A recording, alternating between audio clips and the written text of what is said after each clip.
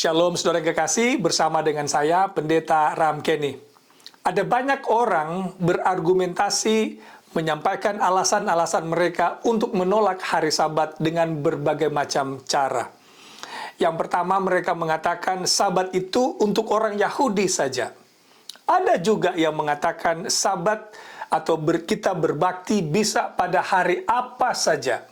Kemudian ada juga yang mengatakan Sabat itu sudah diganti menjadi hari Minggu. Nah, saudara yang kekasih, kalau kita mengatakan Sabat sudah berganti ke hari yang lain, atau boleh jadi hari apa saja, atau hanya untuk orang Yahudi, atau intinya Sabat itu telah diganti, maka yang akan berubah bukan hanya hukum keempat yang ditulis oleh Musa di 2 loh batu yang dicatat di Keluaran pasal 20. Tetapi yang akan turut berubah adalah 10 hukum Allah yang hari ini juga berada di surga. Ikuti pembahasan ini, saya akan tunjukkan kepada saudara, yaitu bila mana saudara berargumentasi Sabat telah berganti, maka saudara bukan hanya mengganti hari Sabat yang ada di 10 hukum yang ditulis oleh Musa, tapi juga saudara telah mengganti Sabat Allah yang dicatat di surga. Oh, bagaimana itu Pendeta Kenny? Mari ikuti pembahasan ini. Saya ingin mulai dengan membaca Keluaran pasal 25 ayat 8 dan 9. Ini adalah keterangan bagaimana Allah meminta Musa untuk mendirikan kemah suci atau bait suci, Ka'bah atau sanctuary di padang belantara. Kita baca ayatnya. Dan mereka harus membuat tempat kudus bagiku, supaya aku akan diam di tengah-tengah mereka. Menurut segala apa yang kutunjukkan kepadamu sebagai contoh kemah suci dan sebagai contoh segala perabotannya, demikianlah kamu harus membuatnya. Kemudian ini diulangi lagi pada ayatnya yang ke-40, Keluaran pasal 25. Bunyinya begini, dan ingatlah bahwa engkau membuat semuanya itu, bait suci atau kemah suci, menurut contoh yang telah kutunjukkan, yang telah ditunjukkan kepadamu di atas gunung itu. Jadi saudara yang kekasih, Allah menunjukkan satu miniatur kepada Musa berdasarkan apa yang ada di surga.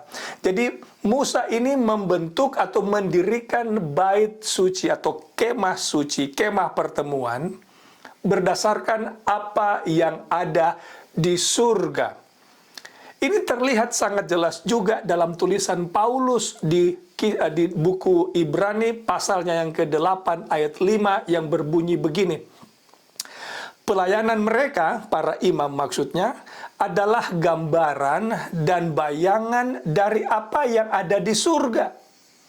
Sama seperti yang diberitahukan kepada Musa ketika ia hendak mendirikan kemah.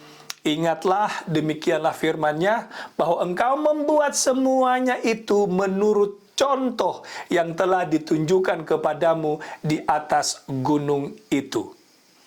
Jadi saudara, singkatnya, di surga kita juga temukan kemah suci, the sanctuary atau bait suci Allah ada di surga. Dan bait suci di bumi atau di padang belantara yang didirikan oleh Musa adalah berdasarkan apa yang ada di surga. Saya pikir ini sangat jelas dan semua kita bisa mengikutinya. Nah, sekarang mari kita lihat apa kata Yohanes yang kekasih di buku Wahyu pasal 11 ayat 19. Ini kata buku Wahyu. Maka terbukalah bait suci Allah yang di surga. Di mana saudara? Di surga. Apa yang terbuka di sana? Bait suci Allah. Kita baca seterusnya.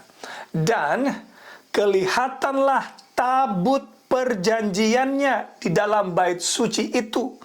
Dan terjadilah kilat dan deru guruh dan gempa bumi dan hujan es lebat.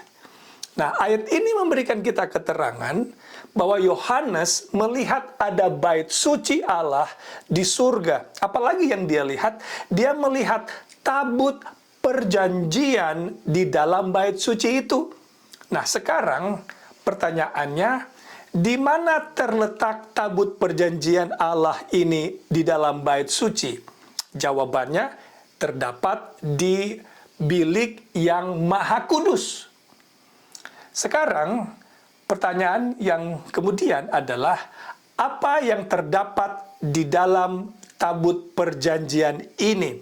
Ada 3 hal yang terdapat di dalam tabut perjanjian. Yang pertama adalah mana, kemudian tongkat Harun yang berbunga, dan yang ketiga adalah 2 loh batu yang berisi 10 hukum Allah. Nah, 10 hukum Allah itulah yang kita temukan di dalam tabut perjanjian. Kalau begitu, ini juga mengikuti pola yang ada di surga. Nah, saya pikir saudara mengikuti maksud saya, yaitu kalau di bumi ini, di bilik yang maha kudus, di mana tabut perjanjian itu terdapat, lalu di dalamnya ada 10 hukum Allah, maka kita tahu ini juga berdasarkan petunjuk Allah yang juga kita temukan di surga, di bait suci surgawi. Kalau begitu di bait suci surgawi, di bilik maha suci di surga, ada juga 10 hukum Allah. Nah, saudara yang kekasih, kalau kita katakan 10 hukum yang ditulis oleh Musa di dunia ini dirubah, maka yang ada di surga pun harus turut berubah.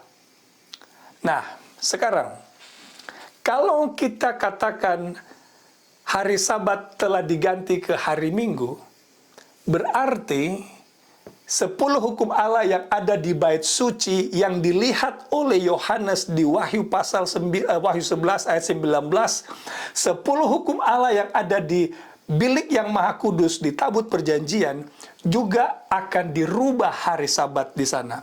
Kalau kita katakan Sabat dirubah ke hari Minggu, maka yang akan tercatat juga di tabut perjanjian surga hari Minggu. Sekarang pertanyaannya, mungkinkah itu terjadi? Well, ini berlawanan dengan kesaksian Alkitab di Yesaya pasal 66 ayat 22 dan 23.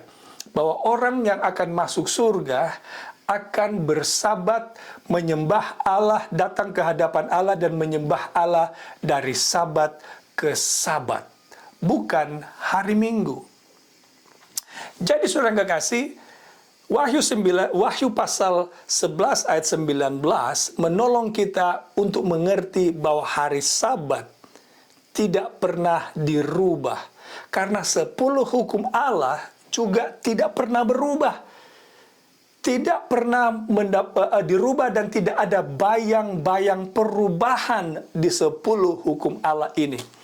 Saudara yang kekasih, mengapa kita mau menolak kebenaran Allah yang sangat jelas ini dengan mencari alasan dengan berbagai macam cara, dengan cara alasan apa saja yang kita mau buat hanya untuk menolak hari Sabat? Setan membenci Sabat. Itulah sebabnya setan menyerang hari Sabat. Saya mengajak saudara untuk meneliti Alkitab dengan hati yang jernih, dengan pikiran yang terbuka, meminta bantuan Roh Kudus menerangkan kepada kita. Karena saudara yang kekasih dengarkan, hari Sabat adalah tanda antara Allah dengan kita sebagai umatnya dan Dia pencipta kita. Yeskiel pasal 20 ayat 12 dan 20. Saudara mau ikuti yang mana? Ikuti kata manusia atau ikuti kata Tuhan? Lebih aman kita mengikuti apa yang tertulis dalam Alkitab, bukan perkataan manusia. Tuhan memberkati.